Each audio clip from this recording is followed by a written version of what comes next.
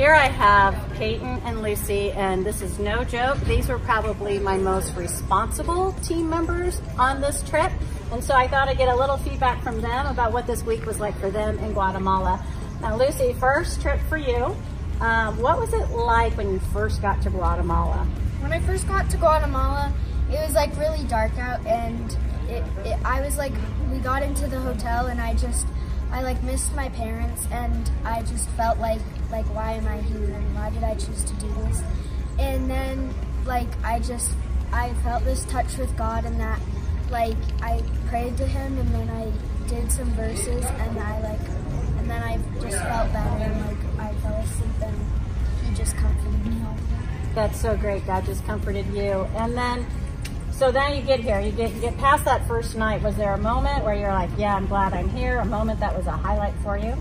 Yeah, and family night the day after, it was like really amazing. It was my favorite part probably, and just to see how the kids live, and like how they have so much fun with everybody else, and they're not worrying about any of the bad stuff in their lives.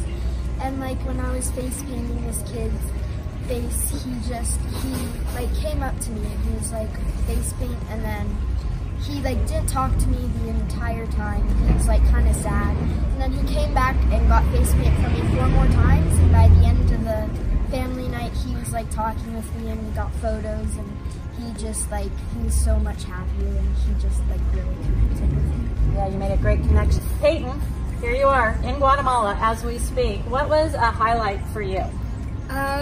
So during family night, when I was face painting one of the girls, she came up to me and she got like some face paint, and just throughout the night I felt so much more connected with her as she came up and hugged me and wanted to dance with me, and she was so like kind and helpful, and she was just really sweet because she was so happy that someone was willing to do so many things for her, and that we were actually talking to her and trying to understand what she was saying. And throughout the whole trip, she has just, whenever I saw her, she's come up to me and given me a hug and said like such kind things to me. And it felt really special because it just seemed like we were like friends. Yeah, well, it was. It's a true friendship you made. Now, I often kid around Canyon Springs and all these trips that Peyton, and really Lucy too, Peyton is kind of gunning for my job. She has the heart of a missionary. She loves to help people who are in difficult places. So I just thought I would ask Peyton, if you were a mission trip leader, what would you do better than me? Well, that's a hard question. It is a hard question. But I'd probably be more kind when I'm tired, and more funny. Yeah. I think I'm so funny, but there you go. More kind and more funny. I'm going to work on that. Thanks, guys. You're awesome. Love you guys. Pick me up, turn me around, place my feet on solid ground. I thank the Master, I thank the Savior, because he healed my heart, he changed my name, forever free. I'm not the same. I thank the Master, I thank the Savior, I thank God.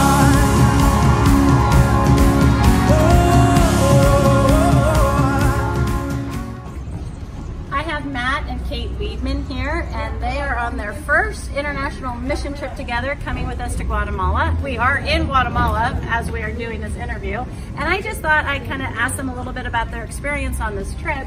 Matt, tell me a little bit, like what was a highlight, what was a moment for you here in Guatemala? One of my favorite moments was probably when we were installing the stoves in people's houses, and it's just seeing how other people are living around the world and how lucky we are with the stuff that we have and everything like that. It showed like, oh, one of the words that we started the day off was with strength. And after seeing all that, it showed the strength that Guatemalans have and everything like that. So it was very powerful to me. That's awesome. Now you came together, mom and son. Kate, what was it like being on a trip like this with your son?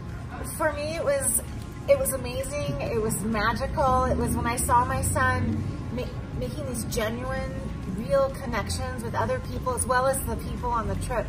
And the laughter and the friendship was so genuine and sincere. And then when it was time to start helping, I'm like, who is this? He was like, wait, what? Matt just jumped right in and was like, hey, what can I do? And he was filling the bags with food and helping to take those stoves off of the truck. And I kind of said, this is a magical moment. It's something from God. And I feel so blessed that we were able to do this together. Yeah, awesome, amazing experience to do together, right? Like Yes. you always have this the rest of your life. Kate, was there a moment for you on this trip that just stands out? As a teacher, it was magical just seeing the classrooms and talking to the teachers and making those connections. But today especially, we were at the academy where they're teaching English, and I walked up to the teacher and I said, what would be your dream for this classroom? Because I'd like to help you.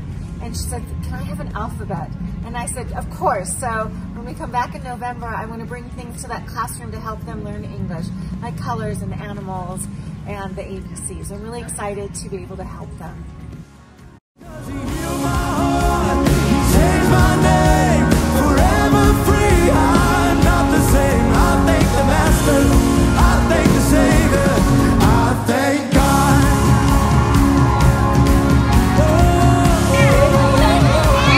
Here you go, boys and girls. Careful what you wish for, guys.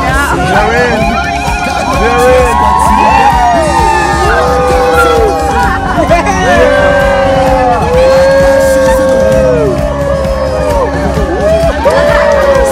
Let's go.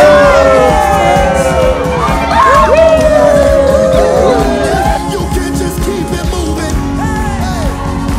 No, you ain't welcome here. From now till I walk streets of gold, I'll sing of how you saved my soul. This wayward son has found his way back home. Oh, he picked me up, turned me around, placed my feet on solid ground. I thank the Master, I thank the Savior, because he healed my heart, changed my name, forever free. I'm not the same.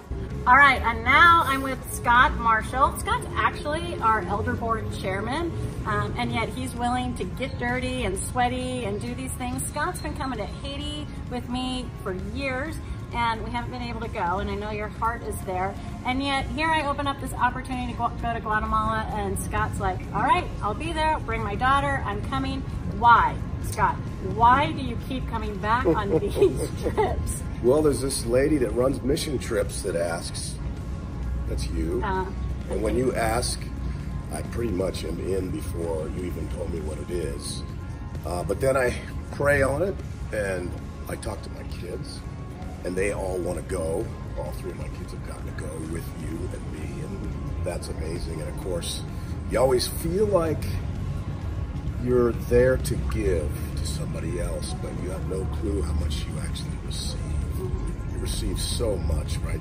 You get to know their culture, their people.